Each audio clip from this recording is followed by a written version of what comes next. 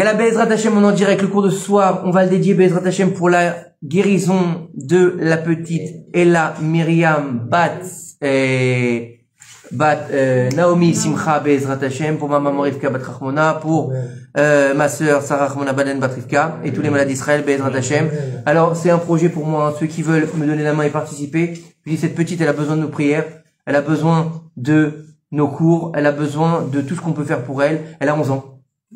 D'accord, elle a une leucémie. Alors, je la connais pas plus que ça. Hein. Ok. Elle est à Natania. D'accord, je connais sa maman, je connais sa grand-mère aussi, mais c'est pas le problème. Vous savez, des fois il y a des projets qui vous touchent, comme ce garçon qui était en France, qui était tombé sur la tête, ça m'a touché. Et celui-là, il me touche énormément. Donc, Bezrat Hashem ensemble, si on peut prier pour elle tous les jours, si on peut penser à elle, si on peut faire des mitzvot pour elle, pour l'aider à passer ce cap, c'est très important. Je compte sur ceux qui veulent. Et je donne le nom après, Bezrat Hashem. Alors, je vous donne après, ceux qui veulent, je vous donne après. Il est marqué dans le groupe. Bezrat Hashem. En tout cas, voilà, et que tous les malades d'Israël soient guéris, Bezrat Hashem, amen, qu'il ait raison. Alors, ce soir, vous savez que on est pas lundi, en fait. On est, dans le calendrier hébraïque, le soir, le jour commence la veille. Donc, ce soir, on est mardi. Et je me suis posé la question depuis longtemps, parce qu'avant, on faisait le cours le mardi, donc ça veut dire qu'on faisait le cours le mercredi. Et vous savez qu'il est un bon augure de faire un cours le mardi. Pourquoi? Parce que Pa'amaim Kitov. Et donc, Pa'amaim Kitov, donc c'est un bon augure qu'on ait changé le cours le mardi. Maintenant, ce mardi, c'est un jour très, et encore très spécial. Il faut savoir que il y a une très grande ségoula demain, à partir de demain matin. Vous savez que chacun de nous, il a un besoin aujourd'hui plus que jamais dans la société dans laquelle on vit, qui s'appelle un besoin de parnassa. Et demain, il y a ce qu'on appelle la ségoula de la parnassa. Chaque mardi de la paracha de Béchalach, la paracha qu'on va lire si Dieu veut, Shabbat, la paracha de la sortie d'Égypte, la paracha où on sort vraiment d'Égypte, c'est-à-dire qu'on est sorti d'Égypte la semaine dernière dans la paracha de Bo, mais on n'est pas totalement sorti. Pourquoi? Parce qu'en fait, à la base, je sais pas si vous savez, mais Moshe Rabbeinu, il a pas dit à Pharaon, on sort et on s'en va. Il lui a dit, on sort pour 3 jours et on revient. C'était un stratagème pour l'amener à la mer. Comme il a noyé les enfants, Dieu noiera les Égyptiens. D'accord? Donc, au bout de 7 jours, ils arrivent à ce fameux 7e jour de Pessah, et c'est ce qu'on appelle le Kiryat Yam-Souf, donc l'ouverture de la mer, et toute l'histoire que vous connaissez, qu'on racontera à Bezrat Hashem plus en détail mercredi soir. Je ne vais pas rentrer dans le cours de la paracha ce soir. En tout cas, le mardi de cette semaine-là, il y a ce qu'on appelle la ségoula de la manne. C'est quoi la ségoula de la manne? Alors, c'est pas Aman, celui qu'on voit dans la Megillat Esther, d'accord? C'est la manne. La manne, c'est le pain qui descendait du ciel. C'est la bracha qu'on faisait à Motzi Lechem Min Hashamaim, pas Mina Haaretz. Mais quand vous dites à Motzi Lechem Mina Haaretz, nos sages nous disent, ça veut dire quoi Motzi Lechem Mina Haaretz? Vous avez jamais posé cette question? Qui sort en fait le Motzi, donc le pain concrètement de la terre. T'as déjà fait sortir des miches de la terre, toi? Non. C'est le blé. Et en fait, nos sages nous disent qu'à la fin des temps, des chalotes sortiront de la terre. Directement. Elles seront comestibles. Après, est-ce qu'on mangera pas de la manne? J'en sais rien. En tout cas, faut savoir quel rapport entre la manne et la parnassa. Alors, je voudrais qu'on fasse un petit point d'abord entre la bracha et la parnassa. La parnassa, c'est ce que tu vas gagner chaque mois. Et la bracha, c'est la bénédiction que tu vas avoir sur ce que tu vas gagner. Tu peux avoir 30 000 par mois et ne pas avoir de bracha. Tu peux avoir 5 000 par mois et avoir une bracha magnifique. Donc, c'est deux choses qui sont différentes. Salut Chaim. Mais, en tout cas, ce qu'il faut comprendre, c'est que les deux vont ensemble parce qu'il faut quand même avoir un minimum de parnassa pour vivre. Surtout aujourd'hui, à la fin des temps, et marqué dans la Gemara il y a plus de 2000 ans, d'accord? À la fin des temps, tout sera extrêmement cher. Je sais pas si vous avez vu, il y a quelque temps, ils ont encore augmenté la TVA. Ok? Voilà, tout a augmenté. Un caddie qu'on faisait à 700 shekels aujourd'hui, il coûte 1200 shekels, voire 1500 shekels. Mais bon, c'est les signes de la fin des temps. Après, c'est dur, c'est pas dur, c'est très dur. C'est très dur. Je regarde Déborah, pourquoi? Parce que la semaine dernière, elle dit, comment tu veux qu'on tienne avec ce qui se passe aujourd'hui? On va y venir juste après. Mais, il faut comprendre que Dans cette paracha, c'est la paracha de Béchalach, donc on va lire l'histoire de l'ouverture de la mer, tout le monde connaît, les Égyptiens, ils vont être noyés, etc. Et après, on va passer à une autre étape, puis on va avoir des gens qui vont se plaindre. D'accord? Des gilets jaunes. On a faim, on veut bouffer. Donc Dieu, il va leur envoyer de la manne. Et cette manne-là, alors nos sages décrivent cette manne comme une graine de coriandre qui est enveloppée d'une sorte de miel, comme ça, c'est comme une boule au miel, d'accord, qui était déposée sur un lit de rosée tous les matins.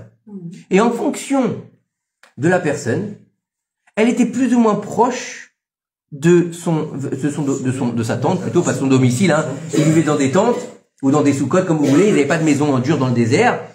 Ou bien, il y en a qui disent que aussi, elle avait pas la même, non seulement elle avait pas le même endroit, mais elle avait pas la même consistance. C'est-à-dire, plus t'étais sain, et plus elle était prête à manger. C'est-à-dire, certains allaient la voir comme une graine, d'autres comme de la farine, d'autres comme une écorce. Donc, plus ou moins, en fonction de ton élévation spirituelle, elle était plus ou moins prête à être consommée, ou bien à être cuisinée. Et qu'est-ce qu'elle avait de particulier, cette manne, d'accord?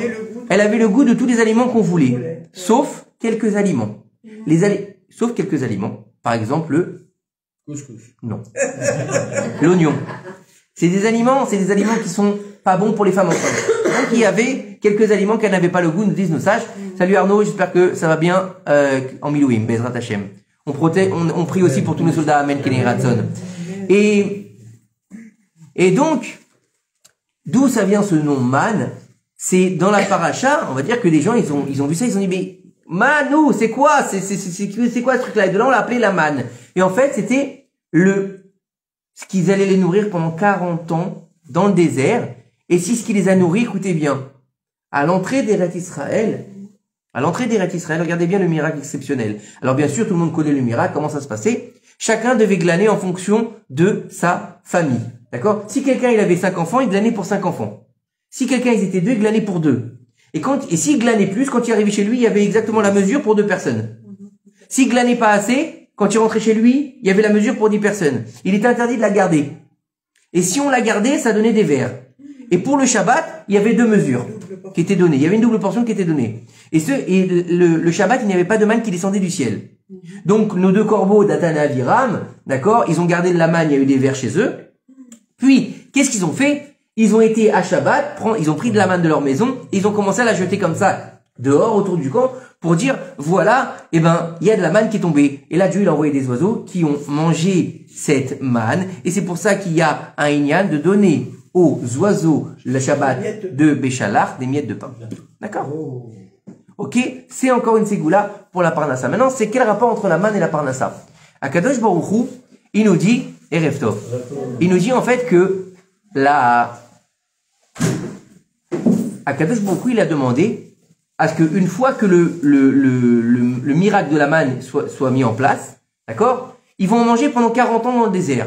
Alors il y aura bien sûr des moments où il y aura des petits problèmes, quand ils vont demander de la caille, etc., de la viande. Mais encore une fois, c'était leur plat principal, on va dire la manne. Et à la fin des 40 ans dans le désert, après qu'il s'est passé toute l'histoire avec les explorateurs, etc., la dernière ration de manne, vous savez combien de temps elle a duré? Elle a duré 14 ans. Pourquoi elle a duré 14 ans? 14 ans la dernière ration. Pourquoi? Parce qu'en fait, il se passe quoi? À la fin des 40 ans dans le désert, ils doivent rentrer en Israël. Qu'est-ce qu'ils doivent faire? Ils doivent faire la guerre. Donc, ils n'ont pas le temps d'aller faire de l'agriculture. Vous êtes d'accord avec moi? S'ils n'ont pas le temps de faire de l'agriculture, qu'est-ce qu'ils vont bouffer? Ils arrivent en terre de Canaan. Ils doivent faire la guerre contre une trentaine de rois. Où ils vont avoir le temps? Pendant qu'ils font la guerre, vous croyez qu'ils vont faire l'épée et après ils vont aller Pas possible.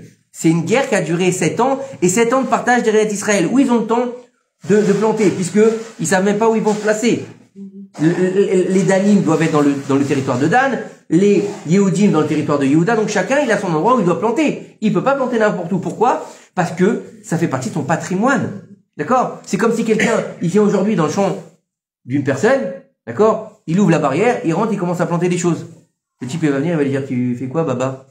Ah bah je plante du blé, mais c'est mon champ. Ah ouais, mais écoute, j'ai faim. Non, il peut pas faire ça, on est d'accord. C'est pareil. Donc chacun, il va avoir sa propre parcelle de terrain. Et c'est pour ça qu'elle a duré autant de temps, la dernière manne. Je t'ai ramené les... Hein? Tu as vu? Je t'ai ramené? Donc, voilà. Et cette manne-là, d'accord? Dieu, il a dit, ce sera ce que vous mangerez pendant que vous serez dans le désert. En plus de ça, il n'y a même pas besoin de frigo. Il n'y a pas besoin de congeler. Il n'y a pas besoin de cuisiner. Il y a cuisiner, ça dépendait. Et gaspillage aussi. Il n'y a pas de gaspillage. Et en plus de ça, comme c'est un mets qui vient du ciel, donc c'est un mets qui est totalement sain et pur, il n'y a pas de sel. Il n'y a pas de sel. Pendant 40 ans, ils vont pas aux toilettes. Donc ça évite les problèmes de papier, comme au moment du corona. Hein? Non, bah oui. Tu te rappelles pas qu'il y a une pénurie de papier pendant le corona? Eh ben là, ils n'ont pas ce problème, il n'y a pas de sel. Les seuls moments où ils sont obligés d'avoir des sels, regardez bien, c'est marqué dans la Torah. Il y a une histoire rocambolesque de fou, avec les filles de Moab, là-bas, avec l'histoire de Balak et Bilham. Bilam, il a dit à Balak, il lui a dit, envoie des filles, d'accord? Dieu, il déteste la débauche, tu vas leur envoyer des filles, et là-bas, ils vont faire ce qu'ils ont à faire, et Dieu, il va les punir. Mais nos sages nous disent que, qu'est-ce qu'elles demandaient les filles au Bné Israël? De manger. Qu'est-ce que tu as besoin de manger pour aller te débaucher? Il y a besoin de manger. Si quelqu'un il a envie de pêcher, qu'est-ce qu'il a besoin d'aller se taper un steak avant? Et en fait, il y avait une idolâtrie, d'accord, qui s'appelait Baal Péor. Et Baal Péor, comment on sert Baal Péor? En faisant ses besoins devant. Mais s'ils n'ont pas de besoin, comment ils font leurs besoins? Donc ils devaient manger avant autre chose que de la manne pour pouvoir faire leurs besoins devant Baal Péor. C'est trash quand même, hein. Mais bon, c'était comme ça. Et il faut comprendre que cette manne, elle va accompagner le peuple d'Israël. Et cette manne-là, elle va être la bracha. Pourquoi? Parce qu'ils n'ont même pas besoin de travailler. Et Dieu, il va dire à Moshe, maintenant tu vas dire à Aaron de prendre un bocal, et là-bas tu vas mettre une tzintzénette de manne. D'accord? Là-bas, ça va être la tzintzénette de manne. C'est quoi? Il va mettre pour la mémoire et pour montrer au peuple qu'est-ce que c'était la manne. D'accord? Donc là-bas, il a mis de la manne dans ce bocal, et il a été gardé dans l'Arche Sainte avec l'étape de la loi 1, l'étape de la loi 2 et le Sefer Torah de Moshe Rabbeinu. Et il faut savoir que à l'époque de Chizkiyahu HaMelech, vous avez entendu parler de Chizkiyahu HaMelech, qui était un roi tzaddik exceptionnel, à tel point que nos sages nous disent Chizkiyahu, il devait être le Mashiach. Le Mashiach. Et que la génération n'a pas mérité. Et Chizkiyahu, c'était un roi qui donnait tout pour la Torah. Qu'est-ce qu'il faisait? On dit qu'à l'époque de Chizkiyahu, il plantait des épées devant les maisons d'études pour que les gens ne sortent pas de maisons d'études. Écoutez bien, les enfants de 3 ans, à l'époque de Chizkiyahu, ils connaissaient toutes les lois du pur et de l'impur, qui sont les lois les plus dures. D'accord? Et quand ils venaient le voir, ils lui disaient, mais comment on va manger si on étudie toute la journée la Torah? Ils sortaient le bocal de manne, ils leur montraient pourquoi, comment ils mangeaient dans le désert.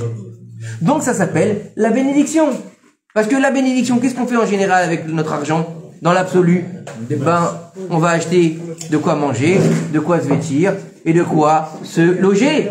Dans l'absolu. On parle pas des vacances et tout le reste, si vous voulez, ça c'est. Mais dans la base, c'est ça. Donc, dans le désert, comment ils mangeaient avec la manne, comment ils buvaient avec le puits, comment ils se vêtissaient, leurs habits grandissaient avec eux, et ils avaient des soukottes.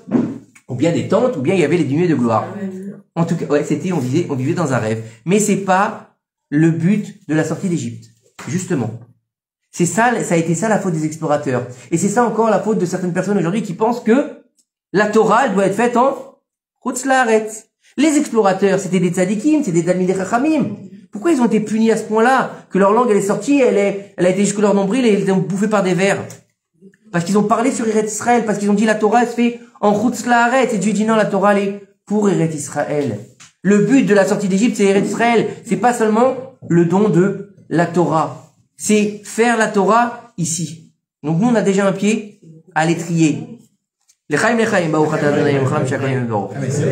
pour ça qu'on est là. C'est pour ça qu'on est là. Mais il faut comprendre que cette manne-là, c'est la réalisation de ce que va faire Akadosh Baruch Hu pour nourrir son peuple. Ça veut dire que Dieu, il nous dit, fais ma volonté, je fais ta volonté. Arrête de t'angoisser pour ta parnassa. Arrête de t'angoisser pour, fais ce que tu as à faire. Qu'est-ce qu'il nous dit? Fais juste un keli. Raoui, les kabel, et machatatsaria. Ça veut dire quoi? Pour ceux qui comprennent pas l'hébreu, fais juste un récipient qui est capable de recevoir qu'est-ce que tu as besoin. Ça veut dire quoi?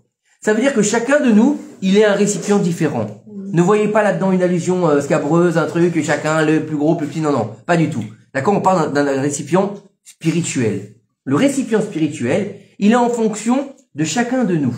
Chacun est différent parce que chacun il a sa propre mission et chacun il a ses propres données. D'accord? On peut pas demander à tout le monde d'être Avodia Yosef.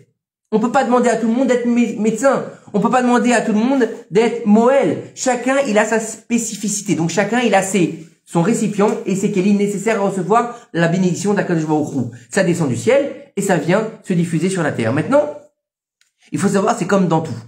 Vous prenez ce verre et vous faites un trou en dessous. Vous allez pouvoir le remplir autant que vous voulez, à un moment donné, il va se vider. Pourquoi? Parce que le kéli, l'ustensile, il est cassé. D'accord? C'est exactement la même chose. Plus tu vas te sanctifier, plus tu vas te purifier, plus tu vas te raffiner, et plus ton ustensile, il grandit, il grossit, il devient plus dur. Parce que imaginez le truc qui est d'une violence absolue. Imagine, d'accord, tu as une boîte en carton, d'accord? Et tu vas lancer à l'intérieur une balle de toutes tes forces, d'accord? Une balle en fer de toutes tes forces. Qu'est-ce qui va se passer? Le carton, il va exploser. Maintenant, si toi, au lieu du carton, tu as mis une boîte en fer, bien dure avec triple épaisseur, tu vas lancer cette balle en fer. Qu'est-ce qui va se passer? Ça va pas bouger, juste du bruit.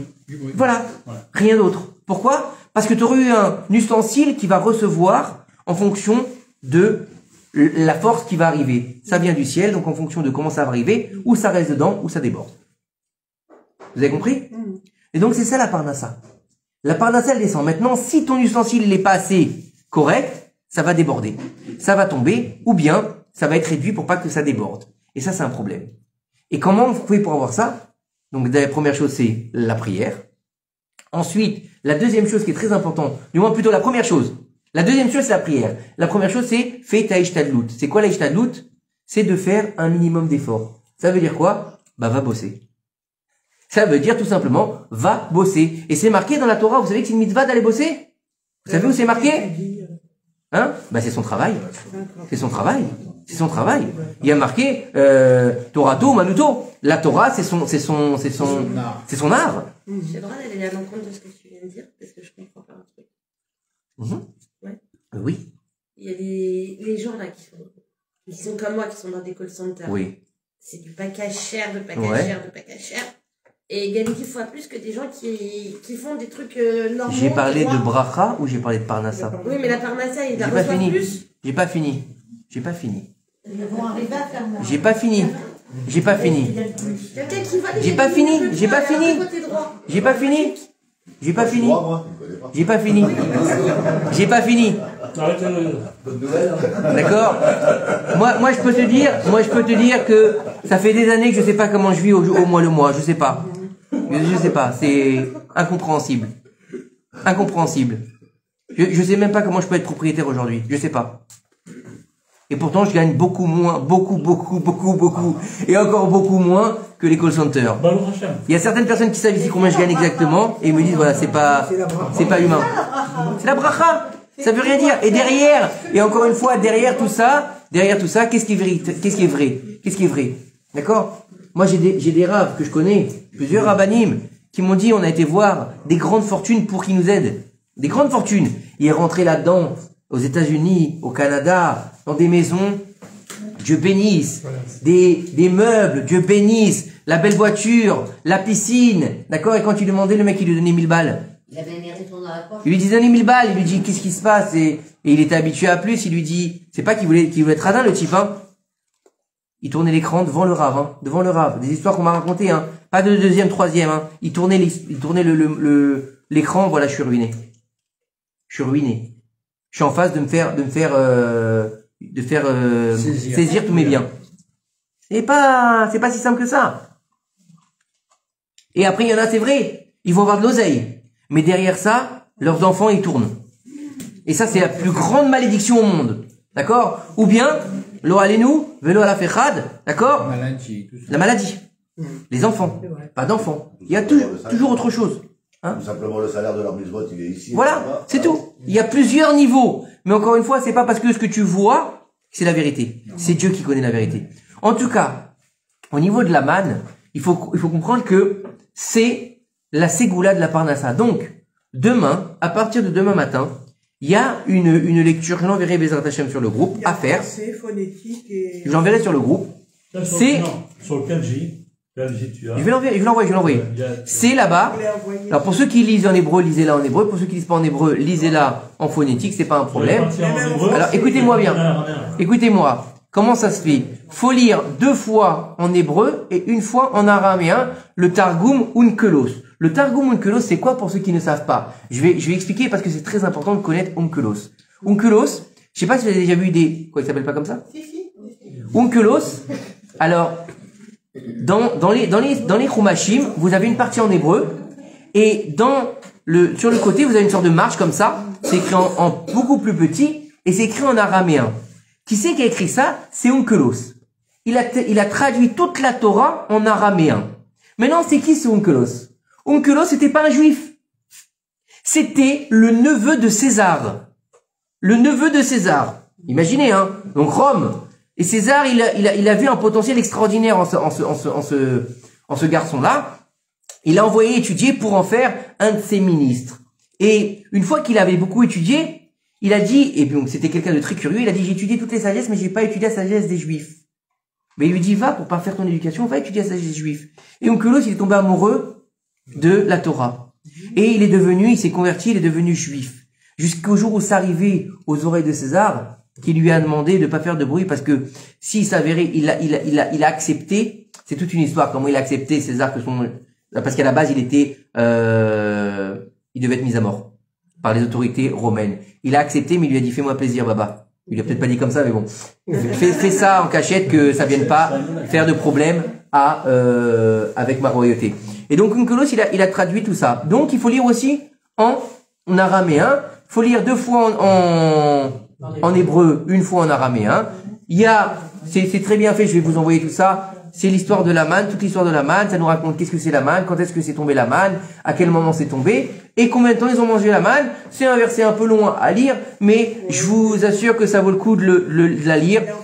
Il y a en phonétique, en hébreu, en français, ce que vous voulez. D'accord? C'est 2 fois en hébreu et 1 fois en araméen. C'est une très belle chose. C'est la ségoula de la Parnassa. D'accord? Pour avoir une bonne Parnassa. Il faut savoir une chose. Au niveau de la Parnassa et de la bracha, il y a ce que tu vas gagner dans l'année. Il dépend donc de Rosh Hashanah à Rosh Hashanah. On dit que Rosh Hashanah à Rosh Hashanah, tout est défini. Sauf une chose. Non. Les dépenses de Shabbat et de Yom Tov. Les dépenses de Shabbat et de Yom Tov, c'est pas toi qui payes. Comme ça, ils disent nos sages. C'est Dieu. C'est pour ça que moi, à chaque fois que je vais faire les courses avec ma femme, je lui dis, demande au patron la carte bleue. Je lui disais, demande la carte bleue. Moi, tu te rappelles pas l'histoire qui m'était arrivée justement pour ça? Qui c'est qui a payé? C'est pas moi. Non, c'est pas toi qui a payé, mais tu étais témoin, je t'avais raconté cette histoire. C'est, une fois, je me rappelle, j'avais fait les courses pour Shabbat, je t'avais dit, j'étais ric-rac. Vraiment, c'est véridique. J'avais fait pour 300 shekels de courses pour Shabbat, un truc comme ça. Le soir même, on est partis ensemble, toi et moi, on avait un chiour du fils du Rav Ovadia, à Ashkelon. C'est possible. Il y a quelques années. Plutôt, ouais. Il y a quelques années. On a été ensemble, tout ça, et tout. Après, moi, j'ai garé ma voiture à côté du Canyon Kutzot. Je t'avais raconté cette histoire. Et juste à côté de la voiture, le parking était désert. Je vois un billet à côté, comme ça, qui me cligne de l'œil, comme ça et tout. Un billet qu'il appelle. En pleine nuit. Qu'il appelle. C'était quoi? C'était un billet de combien? 300. Non, il n'y a pas de billet de 300. Il n'y a pas de billet de 100 $. 100 $. 300 shekels. 300 shekels. Et voilà. Bamakom. Vous voyez? Comme quoi? Bamakom. Hein? Voilà. Faut pas s'inquiéter. Il faut faire la ishtadlout. Faut surtout, pas dépasser. On a tendance à dire s'il n'y a pas assez, il va falloir qu'on travaille beaucoup plus. Ça veut rien dire. Parce que si on travaille beaucoup plus, après, Akadosh Baruch Hu, malheureusement, des fois, il va nous envoyer autre chose. D'accord? Quand on pense qu'on a la force dans nos mains, qu'est-ce qui va se passer? Eh ben, il va y avoir la machine à laver, la voiture, le machin, le truc. Et moi, je vous ai raconté l'histoire avec ma voiture cet été. Je vous l'ai raconté. C'est oufda. C'est, voilà, s'il y a pas. C'est clair, net et précis. Pour ceux qui savent pas, je le répéterai, allez voir le cours. Mais je veux dire, c'est magnifique, c'est magique. Mais encore une fois, il y a la parnassa, il y a la bracha et il y a la émouna. Il faut avoir la émouna dans la Kadosh Baruch Hu, que tout ce qu'il fait, c'est pour le bien et tout ce qu'il nous envoie, c'est bracha. Bracha, il y a rien de mauvais qui descend du ciel, faut le savoir. Il y a rien de mauvais qui descend du ciel. Alors il y a des moments où on a des épreuves. D'ailleurs, dans l'époque dans laquelle on vit, Dieu bénisse toutes les épreuves qu'on a. On n'a jamais vu ça. Cet après-midi, on a eu une sikha avec le rav avec qui je travaille. Alors quand je vous dis une sikha, ça dure minimum 2h30. Hein. D'accord? C'est un cours de Torah développé. Ok? Et il nous a dit comme ça. Écoutez bien, il nous a dit depuis ces 10 dernières années, on n'a jamais vu des choses comme ils se sont passées. Il dit que plusieurs fois, à Kadosh Baruch Hu, il nous a envoyé des choses qui nous ont bloqués. Comme il y a 4 ans, le corona. Il y a 4 ans, le corona. D'accord? Un petit microbe minuscule que personne ne voyait. D'accord? Qu'est-ce qui s'est passé? Il a bloqué le monde entier. On arrivait dans des choses très difficiles. Depuis le 7 octobre. D'accord? Le 7 octobre. Puis, on a eu d'autres choses. Et, entre-temps, 1 an et demi, le 7 octobre. Il nous a dit tout à l'heure, il a jamais eu autant de questions aussi difficiles à répondre, à aller donner des réponses ou à donner des chemins. Il dit, est-ce que c'est normal qu'une fille, elle s'est mariée 3 mois après, elle est veuve, elle a 19 ans, son mari il est tombé à la guerre. Elle a dit grâce à Dieu, elle est tombée enceinte. D'accord? Ils l'ont appelé pour identifier des corps. C'était tellement compliqué qu'il n'a pas pu. C'est des choses compliquées. C'est des choses très compliquées qu'on vit aujourd'hui. Mais le problème qu'il y a, c'est qu'on regarde tout ça avec notre regard d'homme. Et il serait peut-être temps de changer notre regard. Vous savez, il y avait un dessin animé qui disait « Regarde le monde avec les yeux du divin ». Avec les yeux du divin, tout change. Avec les yeux du divin, tu es comme sur un tapis volant. Ça veut dire quoi? C'est-à-dire, c'est vrai que tu vis dans ta réalité. Nachon, tu dois manger, tu dois faire les courses, tu dois payer tes factures, tu dois aller t'occuper de tes enfants. Nachon.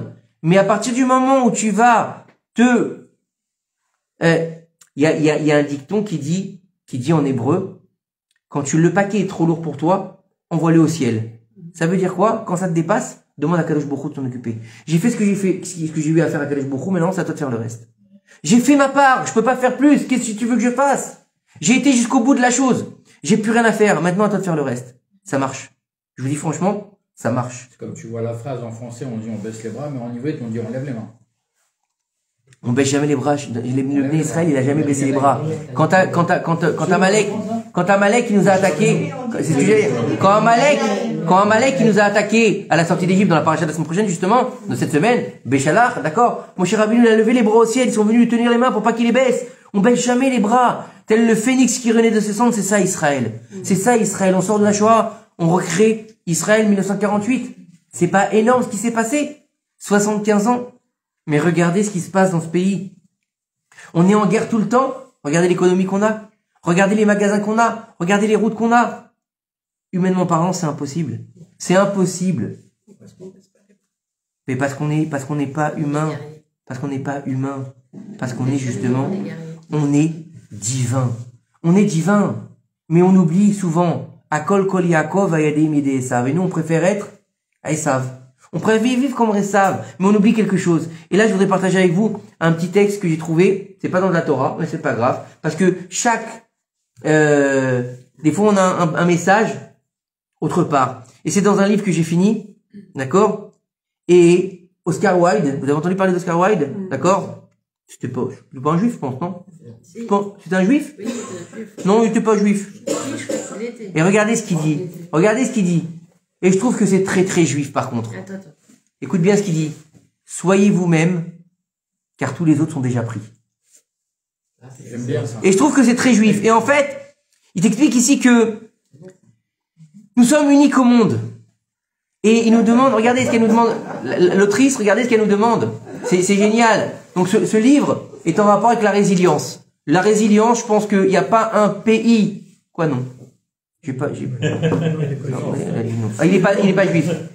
Écoutez bien, il est irlandais.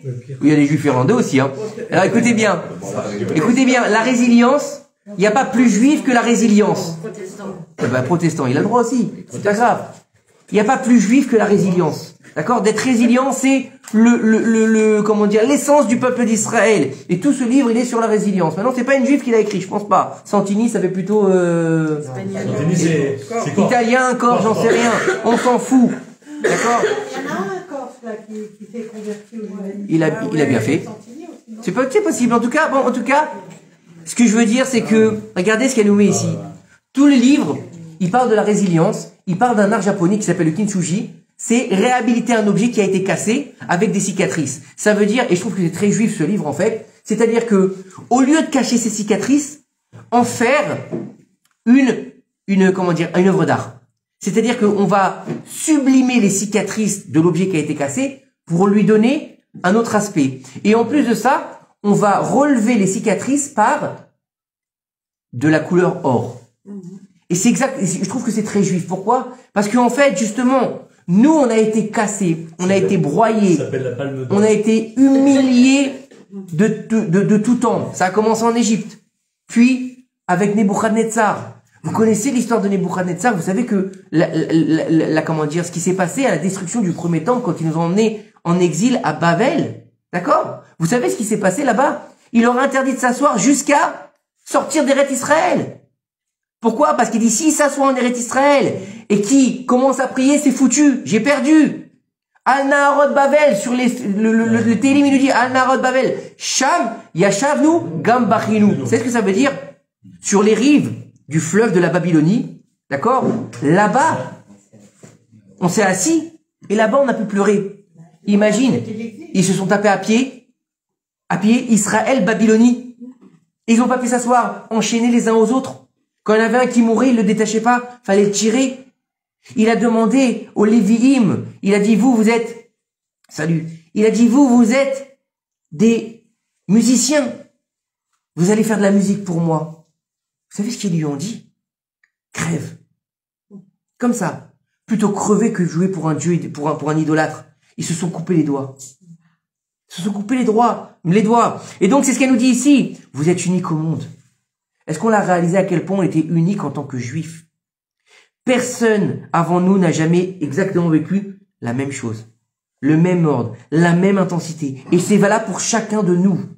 D'accord? On n'a pas les mêmes parents. On n'a pas les mêmes amis. On n'a pas les mêmes épreuves. On n'a pas les mêmes emplois, les mêmes activités. D'accord?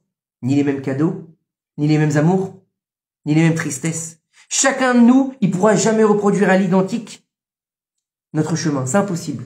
Même des jumeaux, ils n'ont pas le même chemin. Chacun, il a une identité particulière. C'est une entité à part entière. D'accord? Et elle nous dit ici la somme de ces expériences, qu'elles soient agréables ou un véritable parcours du combattant, a défini la personne que vous êtes aujourd'hui. Vous savez comment ça s'appelle ça? Pourquoi je voulais partager ça avec vous? C'est un livre goy, hein. C'est un livre goy, voilà, je vous le montre, hein. Ça n'a rien à voir avec la Torah. Ça s'appelle, vous savez comment ça s'appelle dans le judaïsme? La Géoula. Ça s'appelle la Géoula Pratit. Ça s'appelle le fait de trouver son propre chemin de Géoula. C'est quoi la Géoula? Vous croyez que c'est juste un slogan?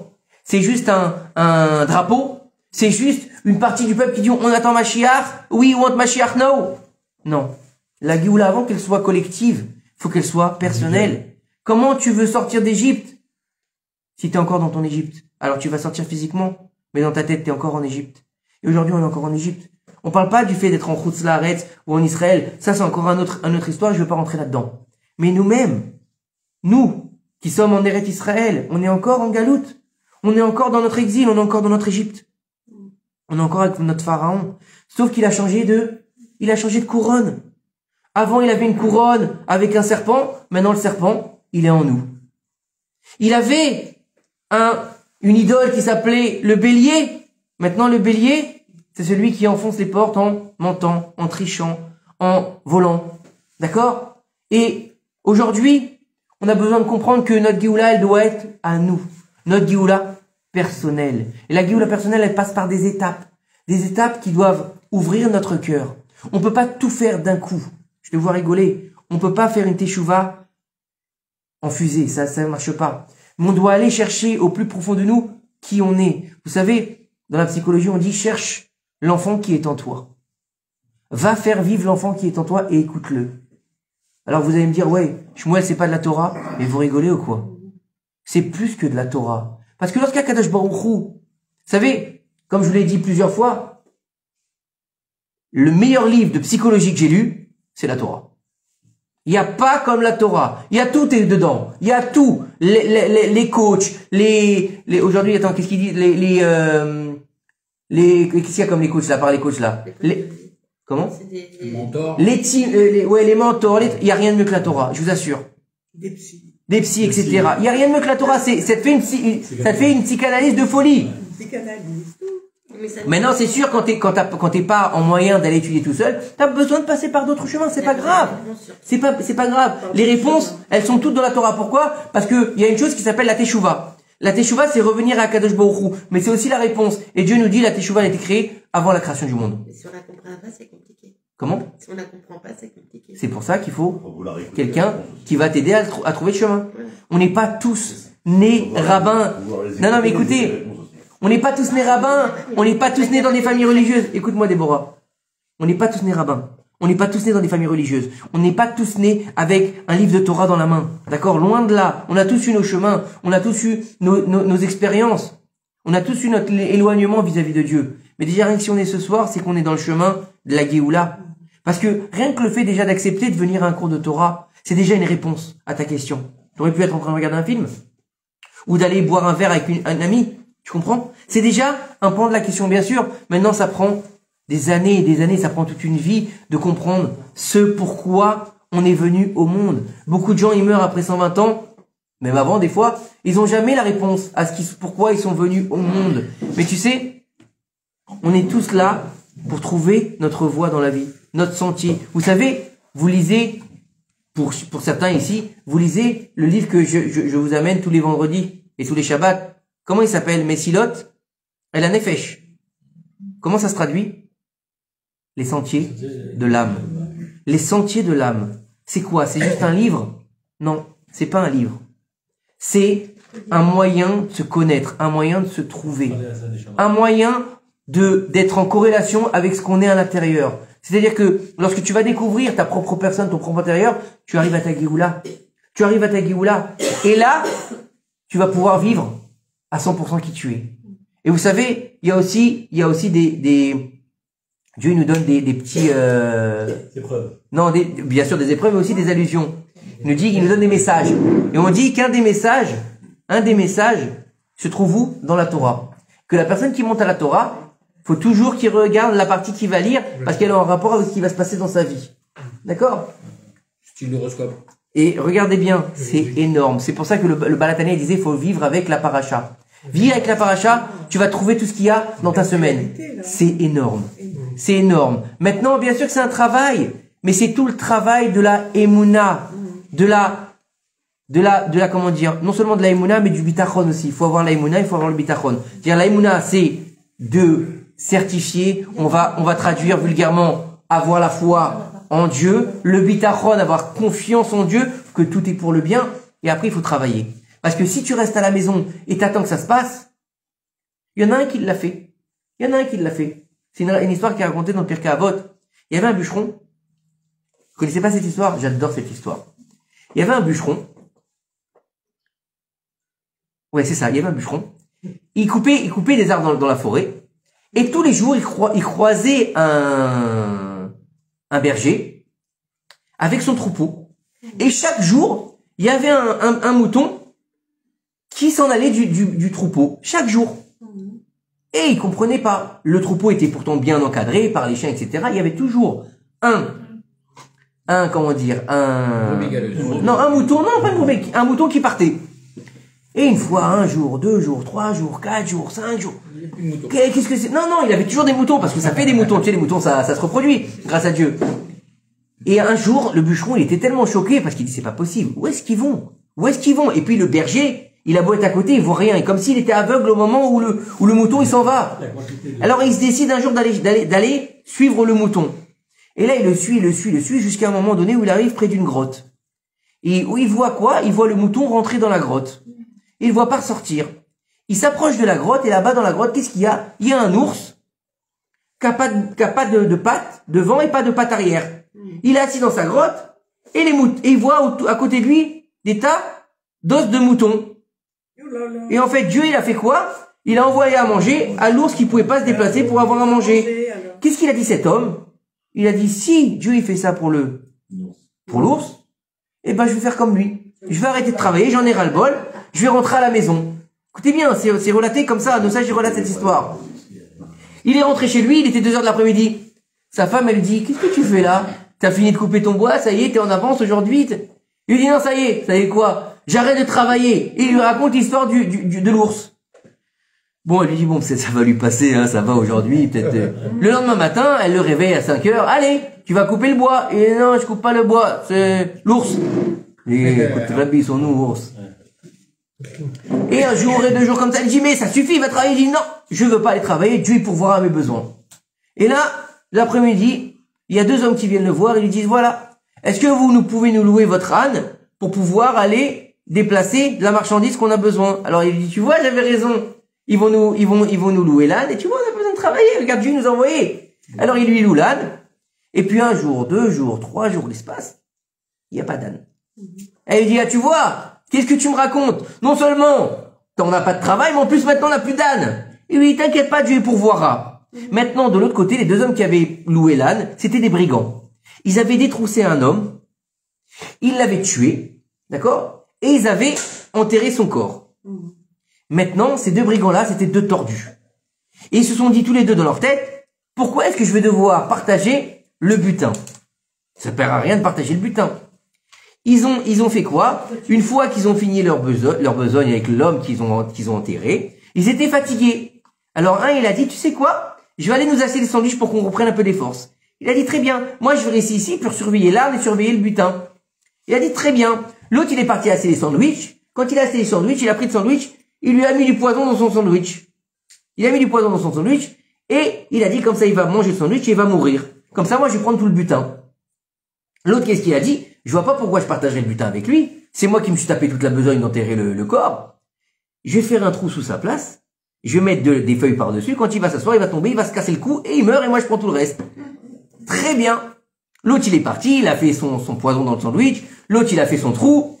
Tout va bien qu'il a. L'autre, il revient avec le sandwich, il lui tend le sandwich empoisonné, bien sûr. Et l'autre, il va pour s'asseoir, il s'assoit, trac, il tombe, et il se casse la tête, et il meurt sur le coup. Le deuxième, il rigole, et il croque dans le sandwich. Et là, il mange, et tout d'un coup... Maintenant, sur l'âne, ils avaient fait quoi? Ils avaient mis tout le butin qu'ils avaient volé. L'âne, au bout d'un moment, il crevait la dalle. Vous savez que la mâchoire de l'âne, c'est particulier. Qu'est-ce qu'il a fait? Il a gratté la corde, il a mangé, il est revenu directement à la maison.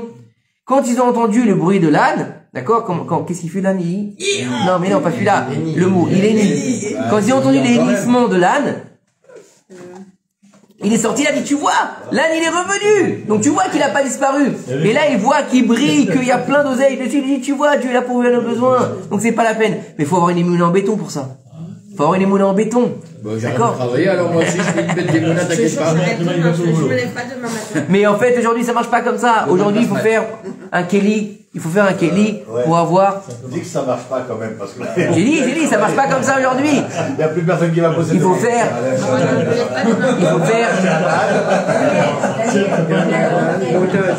L'otage à Gamberger, Ouais. elle a été très très loin éloignée de la Torah. Elle a fait toute la Torah. Elle a fait la Torah. Bien sûr, elle a fait Teshuva en captivité. À Gam, elle a fait Teshuva en captivité. Elle a refusé de sortir pendant Shabbat. Ouais, elle est sortie, Faut y croire. Vraiment. Et c'est ça la Parnassa. La Parnassa, c'est quoi? C'est de croire qu'Akadosh Baruch Hu, il pourvoit tes besoins. On y croit. C'est croire mais en qu'Akadosh plus, même Baruch ça, Hu. on y croit et on dit merci d'avance. Bien sûr. Non, mais ça marche, ça marche, ça marche. Ça marche. En tout cas, demain, n'oubliez pas de lire la Ségoula de la Parnassa. Mais maintenant, il y a encore des belles choses. Il y a très belles choses dans notre Torah et elle est magnifique. Et grâce à Dieu, plus les jours passent et plus je découvre des choses et plus je trouve que il y a rien qui égale la Torah. Et pourtant, c'est pas quelqu'un qui vient de Me'ar Sharim qui vous dit ça. Hein. C'est j'ai lu beaucoup quand j'étais plus jeune. Tout et rien. Hein. Tu vois, quand je vous dis tout et rien, ça a été du n'importe quoi des fois. Et donc, j'ai lu de la sagesse non juive, j'ai lu de la philosophie, j'ai lu des essais, j'ai lu tout ce que vous voulez. Il y a pas quelque chose qui égale la Torah. On peut, ça nous apprend des choses, mais il y a pas comme la sainteté et la pureté de la Torah. Elle raffine le cœur, elle raffine l'âme. Elle nous rend meilleurs. Et ça, il y a rien qui le fait. Pour lire autant de livres de philosophie ou d'autant de livres de coaching, il n'y a rien de mieux que la Torah. Pourquoi? Parce qu'elle va à l'intérieur. Elle va gratter où ça fait mal. Elle va gratter en dessous. Vous savez, en dessous. Et c'est ça le but. C'est quoi? C'est d'arriver à Tochok et Baro. Être comme à l'intérieur, comme à l'extérieur. Parce que d'être déguisé, c'est facile. Qui c'est qui m'a dit la dernière fois? Oui, je comprends pas. Il y a plein de rabbins. Ils sont machins. Ils font des trucs dégueulasses. C'est pas des rabbins. C'est des gens qui vivent pour Purim toute l'année. C'est pas des rabbins. Il n'y a pas de rabbins. Je préfère un homme qui a pas de kippa sur la tête et qui a des bonnes midotes qu'un mec qui est habillé en rabbin et qui tape sa femme. C'est pas un rabbin. C'est un malade. C'est un malade. C'est pas ça, la Torah. La Torah l'a jamais demandé d'être un taré. La Torah n'a jamais demandé, soit d'apparence, un rabbin. Jamais elle a demandé ça, la Torah. La Torah l'a demandé d'être tochok et baro, comme à l'intérieur, comme à l'extérieur. C'est ça qu'elle a demandé à la Torah. Il vaut mieux un petit peu bien fait que beaucoup mal fait. Il vaut mieux un petit peu évoluer doucement, merci. D'évoluer dans sa Torah, doucement, doucement, par palier. On fait teshuva par palier. On avance doucement. On essaie de rentrer dans notre univers qui s'appelle la Torah. N'oubliez pas une chose que je répète souvent. Istakel boraita ou bara alma. Il a regardé la Torah, il a construit son monde. Donc ça veut dire que nous, on est où?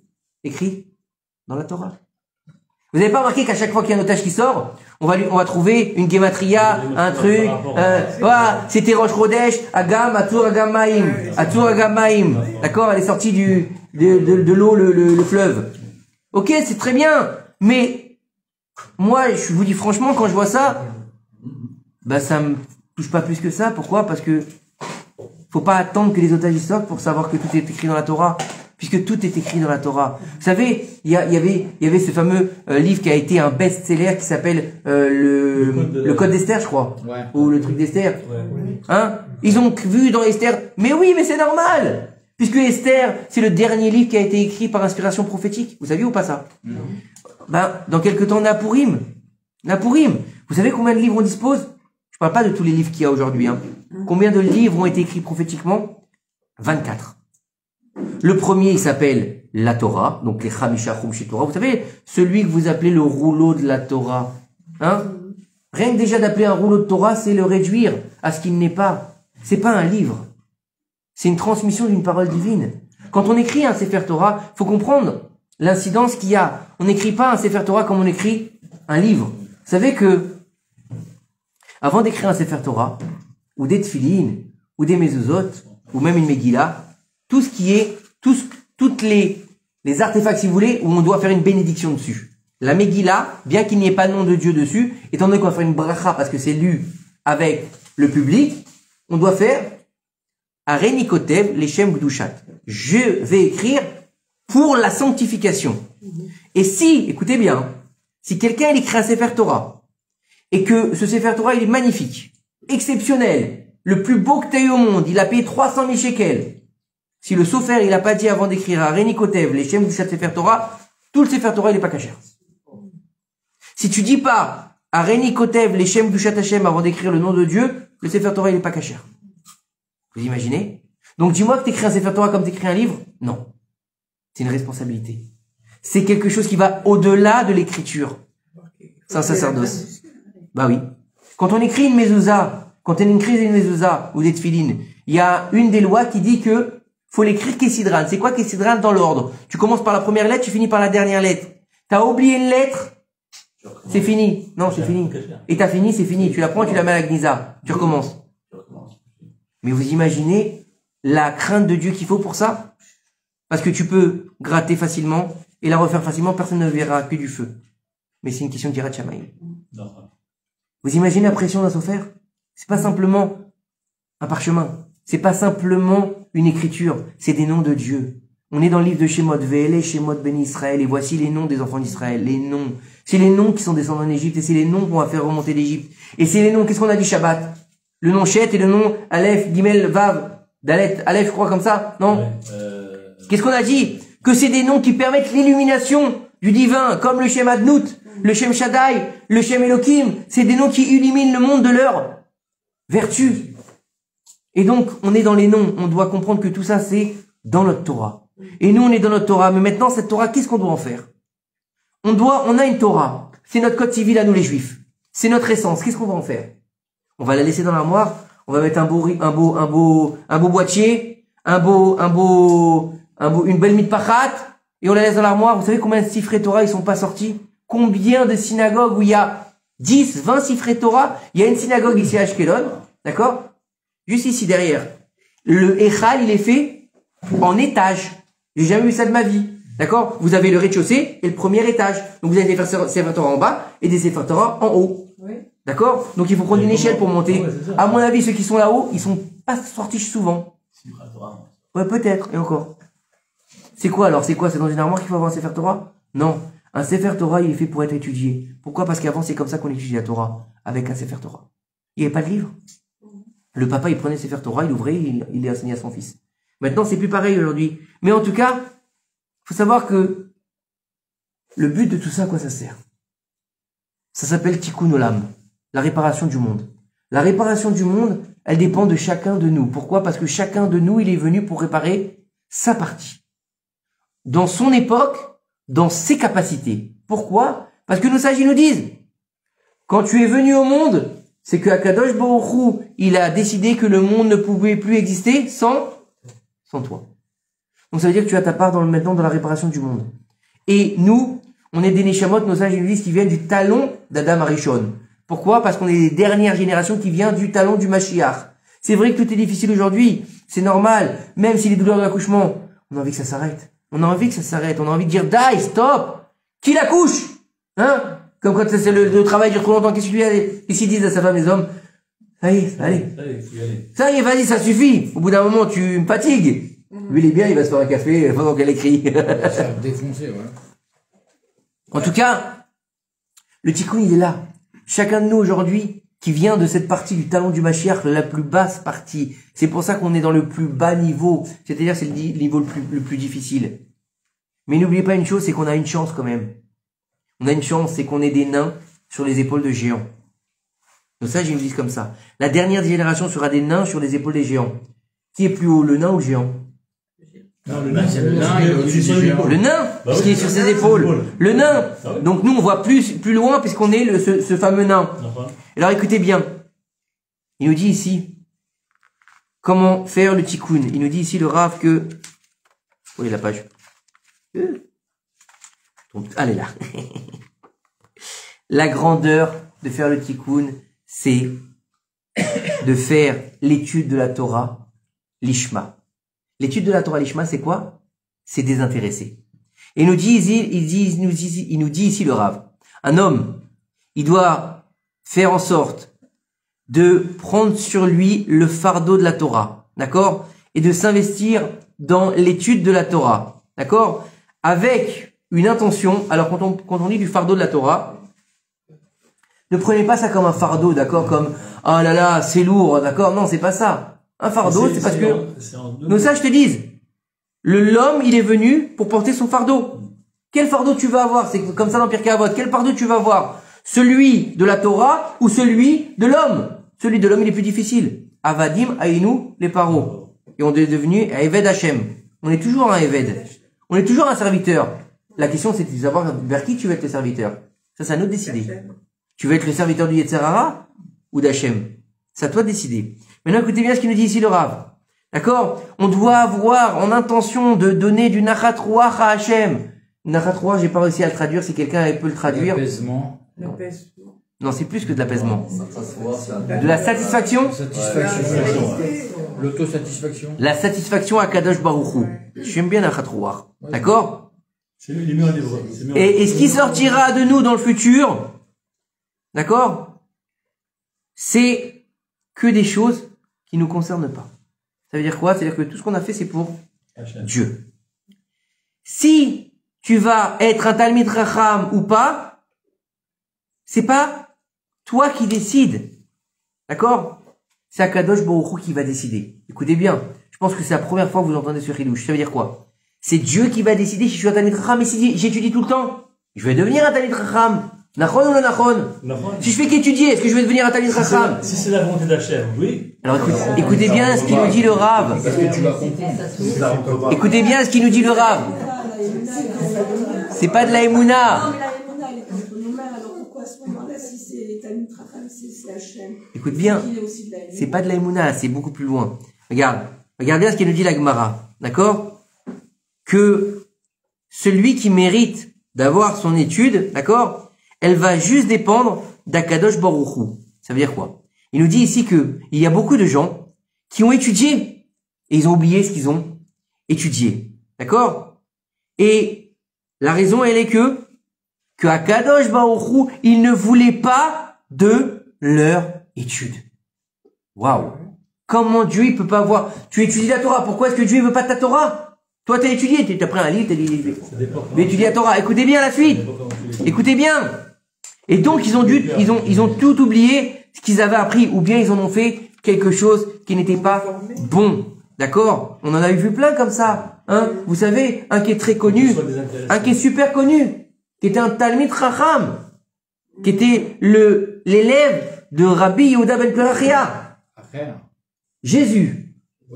Jésus, c'était l'élève de Rabbi Yehuda ben Perachia. Vous avez vu la fin qu'est-ce qu'il a fait? Il a créé une nouvelle religion. Non, c'est pas lui. C'est pas lui. Mais il a été Talmid Chacham. Non, pas du tout. Non, c'est pas vrai, Célia. Tu te trompes. La Gemara nous dit que, à la fin, il a fait de l'idolâtrie, il a fait de la sorcellerie et autre chose. D'accord? Il a pas été Talmid Chacham toute sa vie. Il a renié Akadosh Baruch Hu. Il a été dans l'hérésie, etc. La Gemara, il y a plus de 2000 ans, nous explique très bien ce que Jésus, il a fait. D'accord? C'était pas un Talmid Chacham jusqu'à la fin de sa vie. Loin de là. C'est pour ça qu'on dit marchez moi Bezircho. Et alors, quel rapport? Ça, il n'a pas le choix. Et alors? Il a jamais créé une nouvelle religion. Il a renié Akadosh Baruch Hu, comme Shabbat Aizvi, qui a renié Akadosh Baruch Hu, qui a créé le Shabbatisme. D'accord? C'est des religions qu'ils ont créées eux-mêmes. Non, il a rien cru du tout. Il a rien cru du tout, tu sais. Écoute bien. Chaya, on croit que ce qu'on veut croire. Non. Velotaturu achare levafrem ve'achare nechem. Tu n'iras pas après ce que ton cœur il désire. D'abord le cœur, après les yeux. Quand tu veux t'éloigner, donc c'est ton cœur qui le désire. Et après tes yeux ils le verront. C'est pareil pour lui. S'il avait attendu, pourquoi? Parce que ton rab il te dit non, alors tu deviens hérétique. Tu rentres dans le Kodesh HaKodashim, tu fais des miracles, tu fais des choses comme ça, anti-Torah, c'est n'importe quoi. Et alors? Tu sais ce qu'ils disent nos sages? Tu dis ce qu'ils disent nos sages? Un bisayon d'un rave, c'est un tikkun. Un bisayon d'un rave. Faut baisser la tête et dire merci. Hein? Moi, combien de fois ça m'est arrivé? Je suis là le matin, je suis assis. Le rave, il vient. Mais non, ça fait 10 jours que je l'ai pas vu. Et là, il me regarde. Je lui dis bonjour, et puis après, il me dit, ouais. Je suis pas bien, quoi. Je comprends pas. Qu'est-ce qui s'est passé, quoi. Et puis après, il me sourit, il s'en va. Et en plus, il me sourit, il s'en va. J'ai dit, blata, quoi. Et là, j'ai mon collègue qui est juste à côté, qui a vu mon état. Il vient me voir et me dit, Altidag. C'est quoi? La première fois que ça s'est passé, il me dit Altidag. Je lui dis, pourquoi? J'ai honte.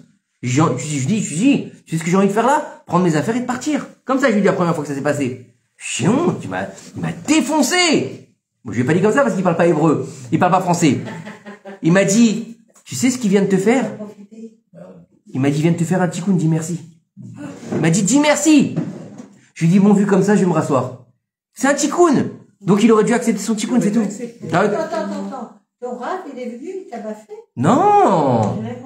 J'ai dit, il m'en a mis plein la tête en parole. Non. Ouais, il m'a baffé, après il m'a filé un coup de Sanchag. C'était pas Obélix. Donc en fait, je travaille dans un truc de catch. Tu t'imagines bien ça. Surtout, je sais pas si tu l'as vu physiquement, non, non, laisse tomber une seule et je tombe dans les pommes. Il a une main qui fait ma tête. Laisse tomber. Bref. Non, il est très gentil. Grâce à Dieu. M'en fous, il comprend pas, donc ça n'a rien à voir. Et puis il me regarde pas. C'est même pas ce que c'est Facebook, il est loin de tout ça. Il est loin de tout ça. Il utilise tous les médias. Même s'il comprend pas, il peut faire comprendre par quelqu'un. Jamais il va là-dessus. Mais il va jamais là-dessus. Jamais il va là-dessus. Alors écoutez bien. Alors on continue. Alors pourquoi? Alors il nous dit ici, et il y a des hommes Il y a d'autres personnes, quand on dit les hommes, c'est pas, d'accord, vous prenez pas comme hommes et femmes et machin, et MeToo, ça, on rentre pas là-dedans. Non, c'est toi qui as l'idée, en arrière. Non, moi je préfère le dire parce que souvent, le rabbin, il parle que des hommes, combien de fois on m'a dit, et ils sont où les femmes dans, tiens, encore samedi, elles sont où les femmes dans tout ça? Mais arrête avec elles sont où les femmes, elles sont là, t'inquiète pas, Dieu bénisse. Heureusement qu'elles sont là, parce que sinon on sera encore en Égypte. Mais bon, ça c'est encore un autre débat. Il nous dit ici le Rav, il y a des gens, c'est dur entre gens et hommes. Il y a des gens qui ont appris un tout petit peu, d'accord, dans beaucoup de temps. Mais du fait que Akadosh Baruch Hu, il est tellement heureux de leur étude, d'accord, du ciel, on va leur envoyer, en fait, d'accord, tout le bon. Et tout ce qu'ils auront appris, ça va leur rester. D'accord? Et, écoutez bien, et il sera décidé dans le ciel qu'ils seront appelés des Gdolé Ador, des géants de la génération. Dans le ciel, ils sont appelés les géants de la génération. Ici, quand on les voit, c'est des tocards. C'est des gens qui ont appris une page de Gemara, même pas une page de Gemara, qui ont appris 2-3 trucs. Dans le ciel, on les considère comme des géants en Torah. Vous savez ce que c'est un Gadol Ador? C'est celui qui tient toute la génération par sa Torah. Hein, je vous donne un exemple. Rav Ovadia Yosef Zichrono Livracha. Combien? 1 million de personnes à son enterrement? 1 million. D'accord? Moshe Rabbeinu, Gadol Ador. Amram, le père de Moshe, c'était le Gadol Ador. C'est des gens qui gèrent tout le peuple d'Israël. Et maintenant, une personne qui étudie un petit peu, il est appelé Gadol Ador dans le ciel. Vous imaginez ce que ça veut dire? Mais comprenez ce que ça veut dire. Ça veut dire que notre étude ne dépend pas de combien il a étudié, mais comment on a étudié. Et ça, c'est très actuel. Beaucoup de personnes, ils pensent que c'est religieux la Torah. C'est pas une religion. On n'est pas dans le religieux. Si t'as fini le chasse, alors ça y est, t'es devenu un Talmid Chacham. Mais comment tu l'as étudié le chasse? Mais l'autre qui a étudié, vous connaissez toute cette histoire, le type qui a étudié une page de Gemara, il est mort. Après, il a fait son tikkun, une page de Gemara, pas plus. Parce que c'est ça, le Inyan, d'accord? Les grands de la génération, les véritables, d'accord? Ils sont pas choisis, d'accord? Parmi les hommes, c'est pas les hommes qui les choisissent, c'est Akadosh Baruch Hu qui les choisit. Tu vas aller, tu fais des courses. Je suis en train de mourir de froid. De froid? Ça va faire la fenêtre. C'est pas grave. T'es venu avec ta couverture? Ouais. C'est Akadosh Baruch Hu lui-même qui décide dans le ciel qui est-ce qui va être, qui c'est qui va recevoir la grandeur ou pas recevoir la grandeur. Vous savez très bien, vous connaissez bien, celui qui fuit les honneurs elles le suivront, celui qui suit les honneurs elles le fuiront. Ça s'appelle l'humilité. D'accord? Il est raconté dans le Navi, dans Shmuel Aleph, d'accord? Sur David Améler. David Améler, tout le monde connaît David Améler. Hein, qui ne connaît pas David Améler? Le roi par excellence du peuple d'Israël, celui qui donnera naissance au Mashiach. David Améler, il nous dit que quand il est né, d'accord, son père et ses frères, ils l'ont même pas considéré. Et ils l'ont même jeté de la maison. Ils ont même dit des mauvaises paroles sur lui. Ils l'ont dit, toi, va, sois gentil, va là-bas. Bonjour Jean-Jacques. Sois gentil, va loin de la maison, reste avec les troupeaux qu'on n'ait pas à te voir. On pense que t'es un bâtard. On pense que t'es un bâtard. Hein, d'accord? De mère trop connue, de père inconnu. Vous imaginez? On parle de David Améler. Lo alenu v'lo la fechat, ses propres frères. En plus, il avait pas pour aider, il était roux en plus, donc c'était dur en plus. Et à la fin, regardez comment il a eu de la grandeur. D'accord? Lorsque Akadosh Baruch Hu, il a demandé à Shmuel Hanavi. Shmuel aussi, je crois. Vous avez lu l'histoire de Shmuel? Vous avez vu cette histoire exceptionnelle? Vous savez que vous croyez qu'il n'y en avait qu'un Shmuel? Toutes les femmes, à l'époque de la naissance de Shmuel, toutes les femmes, elles appelaient leur enfant Shmuel. Pourquoi? Il y avait une bat-kol qui était sortie en disant comme ça, une bat-kol, c'est une voix céleste qui sort, qui a dit, le prochain prophète d'Israël, il s'appellera Shmuel. Toutes les femmes, elles voulaient que leur enfant soit le prophète d'Israël. Celle qui a réussi à la voir, elle s'appelle Chana. Elle s'appelle Chana, tu l'as vu ou pas? Elle s'appelle Chana. Hein? Elle l'a eu difficilement. Hein. Qui Chana? Bah, elle l'a eu difficilement, sa race. Et à la fin, ils ont voulu le tuer. Tu sais ou pas ça? À 3 ans, quand elle l'a amené là-bas, il a dit une halakha, et Eli à Cohen, d'accord, il a dit une halakha devant son maître, celui qui dit une halakha devant son maître, il est passible de mort, il a voulu le tuer. Elle lui a dit, je t'en supplie, ne le tue pas. Il lui a dit, regarde, écoutez bien cette force, on le lit tous les matins. Et il lui a dit, écoute, tu sais quoi, celui-là, il est passible de mort maintenant, je vais le tuer. Eli, il lui dit, maintenant, ce que je vais faire, je vais prier pour toi, pour que t'en aies plein d'autres. Tu sais ce qu'elle lui a dit, Hana? Mais j'en ai rien à faire, je m'en fous des autres. C'est pour lui que j'ai prié. C'est pour lui que j'ai prié. J'en veux pas d'autres. C'est pour lui que j'ai prié. Shmuel. Combien il a vécu de temps? 52 ans. 52 ans. 52 ans, il a fait un monde. Vous savez que c'est pas le nombre des années qui compte, c'est ce qu'on en fait. 52 ans, il a fait un monde. Après, il a demandé à Kadosh Baruch Hu de l'enlever de ce monde. Quand Shaoul, il est parti. Mais c'est énorme. Shlomo Ameler, combien de temps il a vécu, vous savez ou pas? Combien? 52 ans, Shlomo Ameler. C'est tout. Ben oui. Oui, mais ça, c'est l'ancienne génération. Maintenant, Mais aujourd'hui, il y a des gens, 120 ans. mais aujourd'hui, il y a des gens, Monette, qui vivent 120 ans. D'accord? 127, il y en a eu 127. Il y a 127. Mais qu'est-ce qu'elle a fait de sa vie? Il y a des gens qui vivent 80 ans, 90 ans, 100 ans. Ils ont rien fait de leur vie. Et il y a des gens, j'ai pas jugé, je dis, ils ont rien fait de leur vie. On sait pas. J'ai dit, il y en a. J'ai pas dit que je sais, j'ai dit, il y en a. On parle, alors on va parler au niveau de la Torah, alors. Au niveau de la Torah, je parle. Il y en a, La Torah, on ne sait pas. il y en a qui ont rien fait. D'accord? Et il y en a en 30 ans, en 35 ans. Rien fait. Ne pas travailler. Je parle dans l'absolu. Non, je ne vais pas parler de travailler, je parlais au niveau de la Torah, moi. J'ai pas expliqué la Torah. On est dans un cours de Torah, je vous parle de Torah. Ils votent les gens font. J'ai pas parlé de mitzvot. J'ai pas parlé de mitzvot, j'ai dit dans Comment l'absolu. ils font pour vivre 120 ans? C'est pas, encore ça, c'est encore autre chose. C'est encore autre chose. Écoutez bien. Lorsque Shmuel, un avis, il a été envoyé dans la maison de Ishaï. Ishaï, c'était le père de David. Vous connaissez Ishaï? C'est mon petit-fils, Ishaï. Ishaï. Mon petit-fils. Vous savez que c'est un tzaddik qui est Sodolam, Ishaï. Vous saviez ça ou pas? Ishaï, vous savez que c'est grâce à Ishaï qu'il est né David? Vous saviez pas? Il a jamais péché de sa vie. Il était tellement stressé qu'il a pensé que il était pas juif à cause de sa grand-mère qui s'appelait Ruth. Il avait un stress, c'est pour ça qu'il s'est séparé de sa femme. D'accord? Ishaï, il s'est levé, la Neshama d'Ishaï, il lui a dit à Adam Arishon, donne-moi une compensation. Comme ça, ils disent nos sages. Pourquoi une compensation? Parce qu'en fait, moi, comme ça, il a dit la Neshama d'Ishaï, j'ai jamais fauté de ma vie.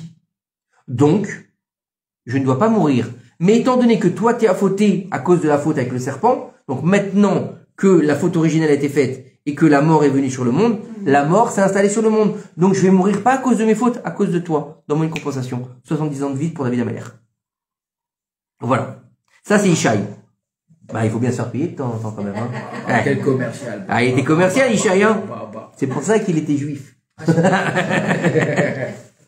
Donc, quand il est arrivé dans la maison de Ishaï, d'accord, pour oindre le roi d'Israël, Ishaï, il a amené tous ses enfants, sauf David.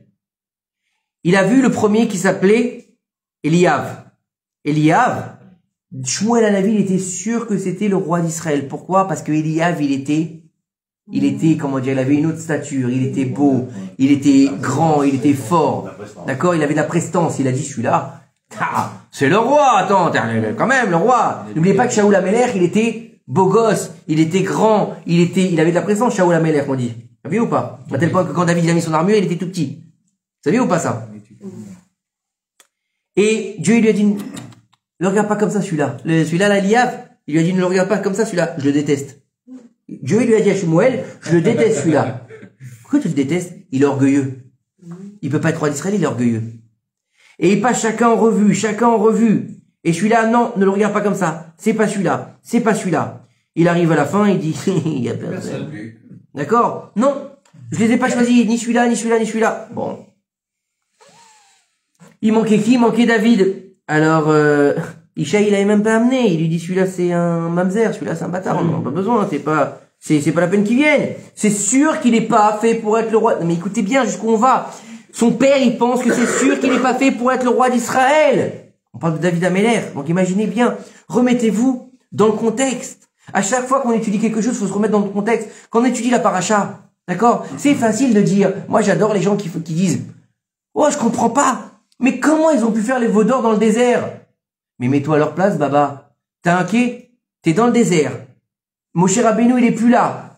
T'as un veau qui vient devant toi et qui te dit, je suis tes dieux, ô Israël. Le veau, il parle, hein, le veau. Hein? Tu savais pas ça? Le veau, il parle. C'est pas de la, comment on appelle ça, le truc là avec, non, avec les, comment on appelle ça? C'est pas du ventriloque. C'est le veau qui parle, il court. C'est un veau d'or qui court et qui parle. Mais bien sûr, tu te serais prosterné. Bien sûr, tu l'auras amené à bouffer. T'en sais rien. Alors les gens qui disent, je comprends pas, ils ont vu, ils se sont plaints. Le miracle ne fait pas la Emouna. Ça paraît gros? Bah ouais, ça paraît gros d'avoir un veau qui sort d'un chaudron et qui commence à parler. Voilà. Non mais comment, non mais c'est pas le problème, mais comment on peut les juger? On peut pas les juger. On peut pas les juger. On peut pas les juger. Tout s'explique. Mais comme ça paraît incroyable. Mais non, mais quand on dit, moi j'aime bien quand les gens ils disent facilement, Adam Arishon, il a péché. Alvaï qu'on puisse pécher comme Adam Arishon. Lui il a vécu 930 ans, il a fait une faute. D'accord? Nous, on vit 70-80 ans. D'accord? C'est le jackpot. Faut arrêter. Quand on dit David Améler qu'il a fauté. C'est pas pareil. Non, il a pas fait une énorme faute. Il a pas fait une énorme faute. Avec Bathsheba, faut bien étudier pourquoi il a fait ça avec Bathsheba. C'était un test pour être le 4e pied du Merkava. C'était nécessaire qu'il se marie avec Bathsheba puisque c'est sa femme. À la source originelle, puisque Bathsheba c'est Chava, faut le savoir. Bathsheba c'est Chava, c'est pour ça qu'elle s'appelle Bathsheba. Vous pensez qu'elle s'appelle Bathsheba comme ça? Elle s'appelle Bathsheba parce que c'est la fille de la nature. Tu peux lui faire dire tout ce que tu veux. C'est la fille de la nature, Bathsheba. Pourquoi Sheva c'est la nature? Sheva c'est la nature. Teva et Sheva c'est la nature. Ah bon? C'est la gématrie Ashbat. Si un homme d'aujourd'hui avait fait la même chose que lui, il aurait été considéré comme un Oui, mais Alvaï que tous les hommes d'aujourd'hui, soient comme David Améler. On met de côté son érudition. Mais arrêtez, non mais tu peux pas comparer. Tu peux pas comparer. Il a pas fait de faute. Mais non, il a pas fait de faute. Il est bien condamné à mort. Excusez-moi, c'est pas un débat, Chaya. Mais Rila, c'est pas un débat. Non, celui qui dit que David il a fauté, il se trompe, c'est marqué dans la Gemara. C'est marqué dans la Gemara. Il était condamné à mort. S'il y a quelqu'un ici qui peut se lever contre la Gemara, alors allez-y. Moi je peux pas en tout cas. D'accord? Allez, on continue. On n'a pas la force. On continue. David était le roi. Il s'est On continue ou pas? Mais s'il vous plaît, messieurs, dames. David, il était condamné par le roi. Il l'a envoyé à la guerre. Il était moré Bemalchut. Il était crime de lèse-majesté, il était condamné à mort. Crime de lèse-majesté, il était condamné à mort. Il était condamné à mort. Il s'est levé contre l'ordre du roi. Quelqu'un qui se lève contre l'ordre du roi, il est condamné à mort. Et non seulement il était pas juif, il a été converti a posteriori, comment il s'appelait? Uri, il a été converti a posteriori, il a jamais touché Bathsheba, parce qu'il pouvait pas toucher Bathsheba parce que c'était la femme. Mais s'il vous plaît, laissez-moi parler. Arrêtez d'amener des choses quand vous n'avez pas étudié le sujet jusqu'au bout. Parce que vous avez entendu un cours sur YouTube, vous pensez que David Améler, il a fauté. Lo alenu velo la ferrad. Arrête avec ton YouTube. Mais non, mais faut être clair. C'est pas parce qu'on lit un livre qu'on a la réponse. Excusez-moi. C'est pas parce que tu lis un livre que tu vas... Mais moi je lis pas un livre, il y a des sources. Il y a des sources qui s'appellent la Gemara. Et il n'y a pas plus grand que la Gemara. Si tu veux, tu as des gens qui discutent de chaque chose. Exactement. Et personne ne dit que... Et personne ne dit que David Améler il a fauté. Personne ne dit que David Améler il a fauté. C'est pas possible de le dire. Si, c'est possible. Tout est possible. Il y a bien marqué que Moshe s'est trompé. C'est là où vous vous trompez. Quand l'homme il fait une erreur, Akadosh Baruch Hu, il le dit, il a pas honte de le dire. Il dit que Moshe il s'est trompé. Et c'est marqué dans la Torah. Moshe il aurait pas dû. Il y a marqué quoi avec l'histoire du rocher? Vous allez être punis parce que vous m'avez fait un bisayon aux yeux des hommes. Donc c'est marqué. Donc la Torah n'a jamais honte de le dire. C'est ça la différence, Elia. La Torah n'a jamais honte de dire ça. Jamais. le dis. Donc, si la Gemara a dit que David Amelech il a pas fauté, il a pas fauté.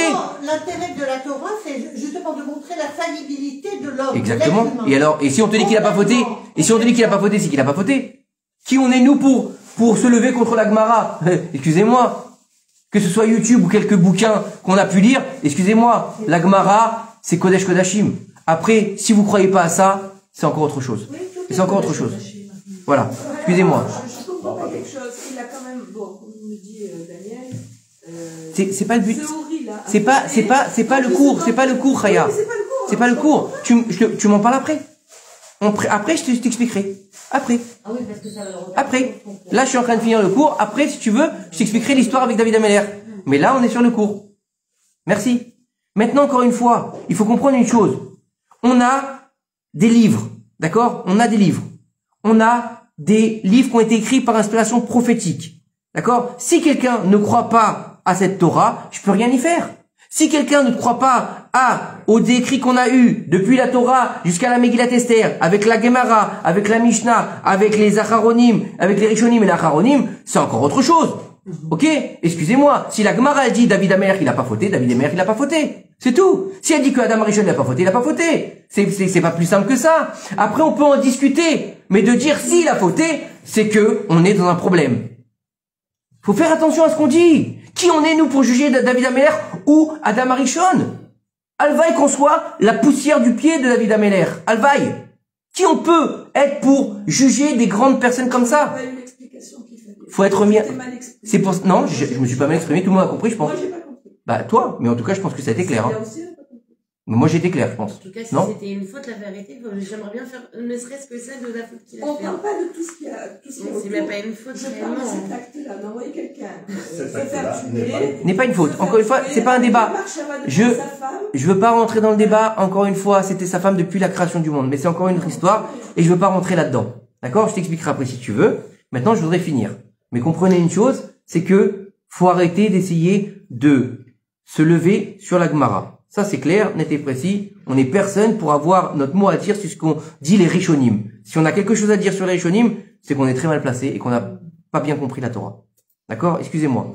On est loin, même des Acharonim, on est loin. D'accord? Si un de nous ici peut se lever contre Rav Ovadia Yosef, alors dites-le moi parce que moi j'en suis pas au niveau en tout cas, et j'ai l'humilité de dire que je suis très loin de tout ça. D'accord? Donc si la Gemara dit quelque chose, c'est pas de moi qu'il faut contester. D'accord? Allez contester le Zohar, allez contester la Gemara, mais venez pas me contester à moi. C'est pas des livres qui ont été écrits par des hommes, hein. Faut bien comprendre. C'est pas simplement des livres. Faut arrêter de penser que la Gemara a été écrite par des hommes, que les livres de Torah sont écrits simplement par des hommes. C'est pas de la littérature. C'est loin d'être de la littérature. Mechila. Faut bien remettre les choses à leur place une bonne fois pour toutes. La Torah n'est pas une littérature. Ce n'est pas de la littérature. Justement, ce que je dis. Ce n'est pas de la littérature, mais ça a été écrit par des hommes quand même. Même sans être de la littérature. Oui, mais encore une fois, si tu remets en cause le travail des rabbins, c'est un problème. C'est un problème. C'est faire Torah aussi, il a été écrit par un homme, hein. Je vais te dire, le Rambam, il a été vilipendé pendant des années. Il n'a pas été étudié dans les et alors pendant des années. Et alors aujourd'hui, il a repris ses lettres de noblesse, et alors ça veut dire qu'il peut y avoir des courants contre des non, courants il peut y avoir des gens qui se trompent aussi, c'est tout. Il faut surtout y avoir des gens qui se trompent. Des gens qui se trompent. C'est tout. Il y a des gens qui se trompent. Et c'est le Inyan. Il y a des gens qui se trompent parce que ils pensent avoir la science plus grande que la science divine. Faut savoir être à sa place. Encore une fois, je parle pour moi. Mais encore une fois, le Rambam, faut bien étudier l'histoire du Rambam. Qu'est-ce qui s'est passé à son époque? Faut bien étudier le Inyan qu'il a mis en place, le Rambam. Faut comprendre que c'était une révolution à cette époque-là. Comme le Baal Shem Tov, à son époque aussi. Faut comprendre qu'il y a des moments donnés dans l'histoire où le peuple n'est pas en mesure de recevoir cette Torah. Donc elle a peur. Tout ce qui est difficile à accepter fait peur et donc on le rejette. C'est tout. C'est pas parce que certaines personnes n'acceptent pas que c'est la vérité. C'est encore ça. La vérité, on l'a tous à notre niveau. Et encore une fois, certaines choses sont nécessaires pour faire évoluer justement le judaïsme, qui n'est pas une religion. En tout cas, ce que je veux vous dire pour pouvoir finir, si c'est possible. Donc, en tout cas, lorsque Shmuel s'est retrouvé devant lui, il n'a pas voulu le oindre. Il a eu peur de le oindre. Pourquoi? Parce qu'il a vu un roux en face de lui. Et là, il a entendu Dieu qui lui dit, lève-toi, lève-toi. Et maintenant, oins-le, car tu es devant le roi d'Israël. Tous les hommes, ils ont annulé David Améler. Tous les gens, à Kadosh Baruch Hu, il a décidé que c'était lui qui était en mesure d'être le roi d'Israël. Et grâce à lui, à partir de lui, à Kadosh Baruch Hu, il a décidé de construire tout le monde entier. D'accord? Et c'est Hachem qui a décidé que ce serait lui qui crée la dynastie du Mashiach. D'accord? Et de là, on apprend que si Akadosh Baruch Hu, il est content sur un homme, d'accord? Quel que soit l'homme, il a décidé de lui donner la grandeur, c'est ce qui sera. Donc, pour revenir au Rambam, par exemple, c'est Dieu qui a décidé de lui donner la grandeur. Et il aura la grandeur à la fin. Tout ce qui est la fin. Dieu décide de te donner d'être que ce qu'il veut. Exactement. Ça, mais tu dois faire ton travail. Il n'y a aucun doute. Et donc, écoutez bien ce qu'il dit. Donc, le rôle de l'homme est d'apprendre la Torah et de servir à Kadosh Baruch Hu. D'accord? Avec simplicité, avec humilité. Et qu'est-ce qui sera avec lui à la fin? À la fin, c'est très important, dépendra d'Akadosh Baruch Hu. Le point qui nous dit ici, le Baal Hatanya, c'est quoi? Donc le Admor Hazaken, qu'un homme, il peut apprendre la Torah. C'est pas un problème. La question est de savoir, est-ce que Akadosh Baruch Hu, il veut de son limoud ou non? On a vu dans la Gemara, Rabbi Elazar, d'accord? Il a dit qu'à la fin des temps, au moment de Triyat HaMetim, d'accord? Que les nations du monde ne vivront pas. D'accord? Comme ça, il a dit. Lorsque Rabbi Yochanan, il a entendu ça, il a été désolé. D'accord? Il a été très désolé. Il lui a dit, comment? Je pense pas que Akadosh Baruch Hu, il pense que tes paroles, elles sont bonnes. Sur ses enfants. Pourquoi? Parce que le monde, c'est sur les enfants. D'accord? Et j'ai vérifié ce que tu as dit. Dans le ciel, ils sont pas contents de ce que tu as dit, de ce que tu as dit. Akadosh Baruch Hu, il veut pas qu'on juge ses enfants avec la rigueur. D'accord? Et c'est pas dans tous les enseignements que Dieu, il va trouver de la simcha. D'accord? Le rabbi de Lubavitch, il va nous dire que à l'époque des gens de la Gemara, qu'il y a beaucoup de choses qui ont été dites dans le Beth Hamidrash, mais dans la Gemara, il a été écrit seulement ce que Akadosh Baruch Hu, il voulait. Et là-bas, c'était l'essentiel qui devait rester pour les générations futures. Je pense que ça répond à votre question. C'est pas de moi, c'est le texte, vous pouvez vérifier. D'accord? Et c'est le texte de qui? D'un rabbin, voilà, d'un homme qui est un rabbin, un Kodesh Kodashim aussi. Mais encore une fois, Célia, si tu n'es pas d'accord avec les rabbins, Mechila, c'est un problème. C'est un problème. Si c'est des gens qui sont remplis de Torah. On a quand même, en tant qu'être humain, le droit d'être critique par rapport au rabbin. Mais qui est-ce qui a écrit qu'est-ce qui a écrit le Sefer Torah? Qui est-ce qui a écrit le Sefer Torah? Si c'est pas Moshe Rabbeinu. Alors Moshe Rabbeinu aussi, on peut le remettre en question. Et on peut remettre Aaron HaKohen en question. Et on peut remettre tout le judaïsme en question dans ces cas-là. Mechila. On peut remettre tout le judaïsme en question. Si on réfléchit comme ça, on n'est pas d'accord que c'est Moshe, que c'est Dieu qui a donné la Torah. C'est pas Moshe. Alors c'est qui Moshe alors? C'est qu'un mec qui a écrit une... C'est comme, Lo Alenu, comme Mahomet, comme les autres. Oui, on remet tout en question dans ces cas-là. Mechila, c'est un problème. Mechila. Mais attends, tu peux dire Mechila pendant 10 ans, ça changera rien du tout. Tu peux remettre en question certaines choses, bien sûr. Quant à le niveau, peut-être. Quant à le niveau, peut-être. Quant à le niveau, peut-être. Quant à le niveau, encore une fois. Et si tu dis Amen à tout ce qu'on te dit. J'ai pas dit ça. Et si tu lis et tu crois tout ce que tu lis, ça marche pas. C'est pas du tout ce que j'ai dit. C'est pas du tout ce que j'ai dit ce soir. C'est pas du tout ce que j'ai dit. C'est pas du tout ce que j'ai dit. Je voudrais finir. Je voudrais finir. Je comprends, c'est bien. Il aurait peut-être fallu que quand tu donnes des précisions sur ce rabbin, à quelle époque, etc. Vous êtes en train de vous lever contre la Gemara. Faites ce que vous voulez. Ça n'engage que vous. Ça m'engage pas moi. Moi, je suis là pour donner un cours de Torah selon les enseignements de nos maîtres. D'accord? Nos maîtres, ils nous ont donné comment dire, une chaîne qui a suivi les années après années, Moshe Kibel Torah mi Sinaï. D'accord? Celui qui croit à ça, Baruch Hashem. Celui qui croit pas à ça, je peux rien faire pour lui. Mechila. Mechila. Ça, c'est la massorette du judaïsme. C'est tout le but du judaïsme. C'est exactement ce qu'il y avait écrit dans la Torah de Bo, dans la paracha de Bo. Vigata le binecha bayomahu les morts. Et tu l'enseigneras à ton enfant en 10 ans. D'accord? Tout ce que j'ai fait en Égypte, je l'ai fait pour que tu le racontes à tes fils, et tes petits-fils. C'était marqué dans la paracha de cette semaine. C'est pas moi qui décide. C'est la mission de transmission. Ça, et là, la transmission, elle se fait comment aujourd'hui? Elle se fait comment depuis la nuit des temps par les rabbins? Mechila. Après, encore une fois. Elle se fait par le père à son fils. Tu l'as dit toi-même. Et le père, c'est quoi? C'est quoi le père? C'est le Rav. Le Rav. C'est le Rav. Écoute, tu as le droit de penser ce que tu veux, mais moi je rentre pas là-dedans parce que c'est un débat qui n'a pas lieu d'être. Moi, j'ai mes convictions par rapport à mon étude de Torah. Je crois pas, comme tu dis, sans me remettre en question ou quoi que ce soit, mais en tout cas, je suis personne pour me lever contre nos Rishonim ou contre la Charonim. Je sais faire preuve d'humilité, et de même si j'ai appris ou si j'ai lu ou quoi que ce soit, aujourd'hui, je suis personne pour me lever contre la Gemara ou contre la Mishnah ou contre ça. D'accord? Je suis très loin de ça. Alors, celui qui veut pas accepter que la Torah, elle vienne de nos rabbanim, qu'elle vienne de Moshe Rabbeinu qui nous l'a transmis de génération en génération, chacun fait ce qu'il veut. Oui, mais alors ne fait pas un Reader's Digest sort-nous le texte lui-même, on fait une étude de texte, et à ce moment-là, on peut... Encore une fois, je gère mon cours comme j'en ai envie. Mechila, excusez-moi, j'ai pas de compte à rendre à qui que ce soit. Je voudrais juste finir le cours. D'accord?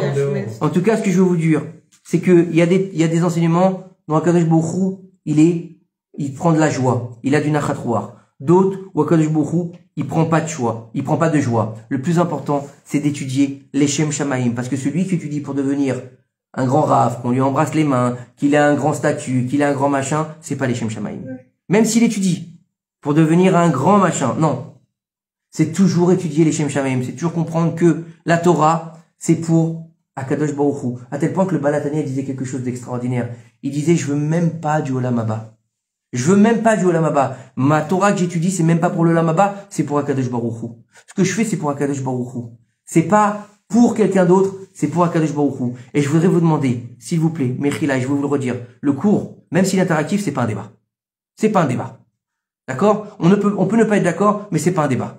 Mechila.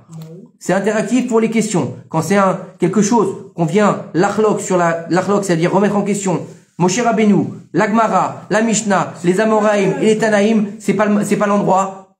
C'est pas l'endroit pour ça, Mechila. Si je t'ai offensé. Non, je le dis, non, regarde, je veux pas rentrer dans le débat. Mais je pense que tu prends un texte, tu nous fais, tu veux nous faire passer certains messages. Je vous le fais passer. Encore une fois, tu es libre.